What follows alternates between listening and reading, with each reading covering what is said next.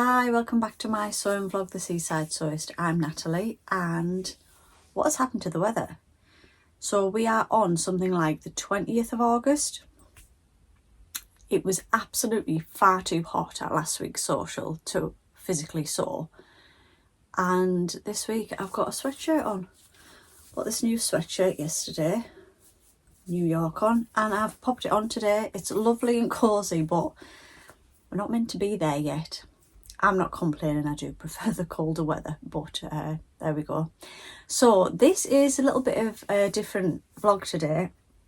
I went along to a Lady McElroy fabric pop-up shop yesterday in my hometown of Middlesbrough. It's the first time that they've done it there in a community centre. I'll pop a little bit of footage in. Half of my Sewing North social group turned up, which was great, and I spoke to some lovely new people. One lady is going to join our little social group, so that was great. What expectations did I go with? I didn't really know what to expect. I'd never been to any sort of pop-up shop before. But oh my god, there was so much there. He'd set up on his own and there was so much fabric. I'll show you a bit of footage of the room, and I probably had to do about 3 laps of the fabric before I chose, and boy did I choose. So it was a bulk of Lady McElroy fabric. There was some non-Lady McElroy. So Lady McElroy was £12 a metre and other fabric was £10 a metre. And then if you paid in cash, you got 10% off. So I've been to probably the Harrogate Knitting and Stitching show before, where some things of theirs have been like £18 a metre. So things were a bargain really. So I'm going to show you what I got. I did go with a plan, and there's only one fabric that I don't have a plan for, so I think I did quite well. So I'm just going to show you what goodies I bought. But first, tea. It's very much a tea day today. Right, the first one that I got was a bit of a talking point. I've got to pre-wash this and it's all fraying already. I'll just chop that bit off. And it's I'm going to say this is a cotton lawn, and it's navy, and it's got all these white hands on it. So I love that. And this lady literally came over to me and said, you are going to have to be so careful with placement. And I was just like, do you know what? I'm just going to go with it. And if a hand lands, a hand lands. But I think it's something I would never have looked at in the past. But because I know what I'm doing with it, I'm happy with the pattern. So I've got 2.5 meters of that. And I am going to make a size me sewing pattern called the Vienne blouse. But when I was at the French sewing retreat, Donna had actually hacked it into like a little tunic dress, and I thought that would be brilliant to go through into the autumn with. So it's what does it say about it? Do you know what? I haven't even opened this yet. It's a loose fitted draping raglan sleeve blouse. That's a wardrobe staple. The added front frill is a subtle detail that lifts the whole look. So it's got like a frill detail at the front, and it's got like 3/4 length sleeves. It says it skills to develop handling lightweight fabric, raglan sleeves, bias binding and hems. Lightweight woven fabric with drapes such as viscose and crepe. So I'm going to ask Donna how she hacked that, and I'm going to use that for that. So the Vienne blouse sizing is a bust of 32 inches up to a bust of 50 inches, a waist of 24.5 inches up to a waist of 42 inches, and a hip of 35 inches up to 53 inches. it says fabric requirements for the blouse for me are 1.5 meters, which is great. So I got 2.5, so that's more than enough to sort of lengthen it to a little tunic skirt. So I'm looking forward to trying that one. I also then picked up, so any remnants were £5 a metre. So I got this piece of viscose for £10 and then 10% off because I paid cash, and it's black and it's got the dandelion clocks on, and it has got little dragonflies. It's got a lovely bit of drape.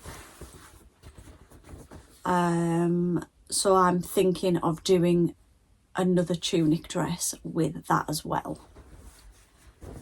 So, you know, the whole time going round, I knew that I was had ideas. So that's good. That's good for me. The next fabric that I bought that is fraying, I have this on another base, and I think it is a linen, but this is the viscose, and it is this like off-white background with all these big tropical leaves on, and it's actually upside down. It's not upside down, but the hummingbird's upside down. It's got hummingbirds every now and again. So I'm going to use that fabric, again 2.5 meters, because I knew how much I needed, you see.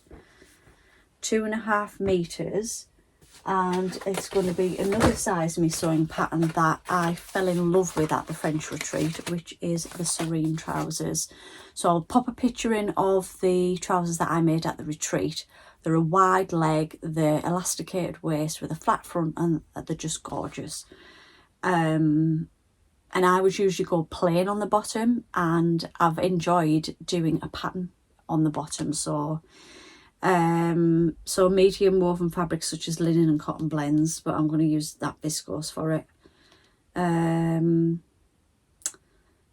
Yeah, so that's what I am going to use that for.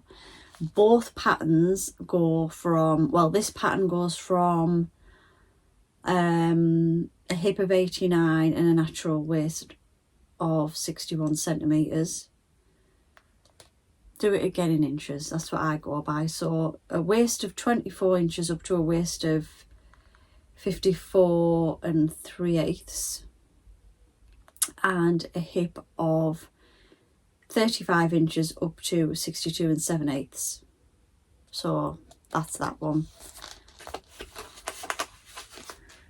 So I got another fabric, which is a lawn, so it'll have a bit more structure, to make a second pair of those trousers. Again, tropical leaves, navy base, and like a totally different look there, but I'm going to make a pair of the Serene trousers in that as well. There was so much stuff that I could have bought. Was it worth going? Very much yes. And then I bought that random piece of fabric that you buy, that is just your like Frivolous fabric, and this is to make a dress for the summer next year now, and it's on a white base, and it's like all I would say little sort of Italian villas and houses and stuff. So that is,